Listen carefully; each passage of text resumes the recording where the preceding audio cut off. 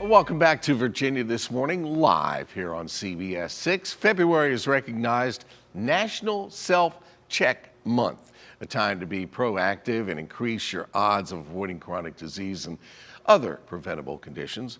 We are 1 month into the new year, and it's a great time to check in with other things such as your finances as well. Top local financial advisor talks about this very topic. Here's what he had to say. It's a conversation about financial health. We're joined by financial advisor Jeremy Shipp, great friend of the show, back with us today. February is an important month, Jeremy. It sure is, Jess. It's time to get back in with what they call self-check month. So I'm excited to be on today talking with you about it for our viewers. We've spent January focusing on maybe physical health and emotional health. As we move forward, that financial health conversation is a big part of that. This self-check is a great place to start, and now is definitely the time. Absolutely a great place to start. And you think about, what does a self-check mean on the health side? So when we go and do our annual physical, we check with our medical professional. They're going to check our height, our weight, look at our blood pressure, cholesterol readings, sugar levels, those types of things.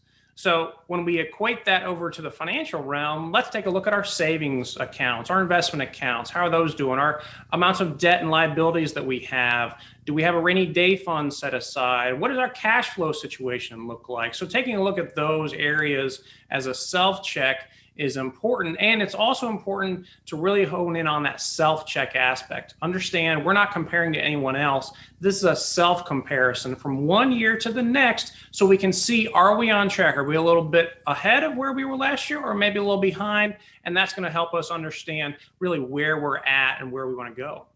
It really is fascinating, because when you sit down to do this, it's one thing to say it in theory. Okay, we'll compare year to year, or even just 1 year to the next. But when you sit down and you evaluate and you start to recognize those differences, it really shifts that perspective.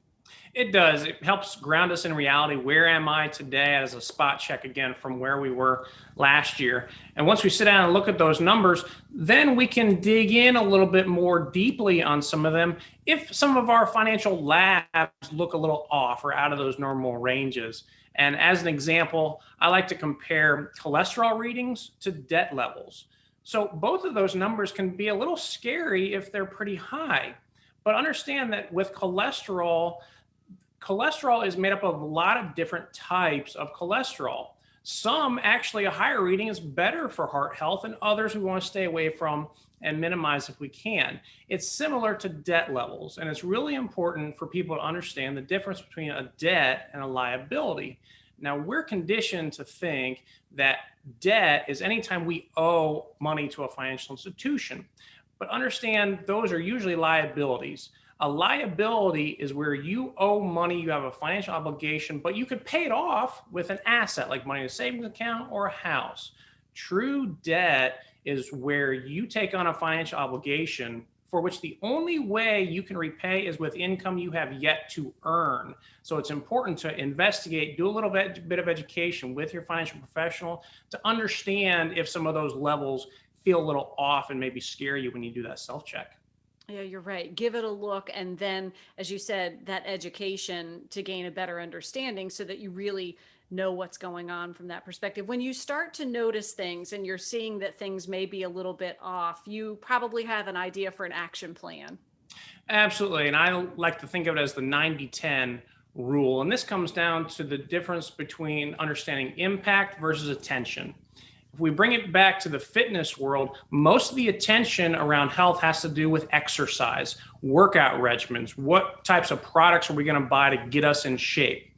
But understand that diet, what you put into your body, is actually going to have a greater impact, about 90% of the impact on your overall health. If we bring that over to the financial world, most of the attention is on the financial products, which mutual funds we're using. Are we using an IRA or a Roth IRA? Annuities, life insurance, all those types of things as far as where we put our money. But again, the larger impact is going to have to do with how do we manage our cash flow. So understand that your cash flow is your income, and there's a battle going on between your current lifestyle and your future lifestyle. Your current lifestyle is what we determine with your spending plan. Your future lifestyle is based on your savings plan, what's left over after you spend all that money. If we can be intentional with our savings, going back to debt, as far as different debts and liabilities, understanding what makes the most sense of where to direct those savings dollars, being intentional, having a purpose, that is going to propel us so much more into the future compared to putting all of our focus on what products or where we're saving our money. So it really has to do with changing our focus, making sure we understand the greatest impact we can have on our finances is how we're managing our cash flow. That's going to accelerate and amplify the products we use to move forward.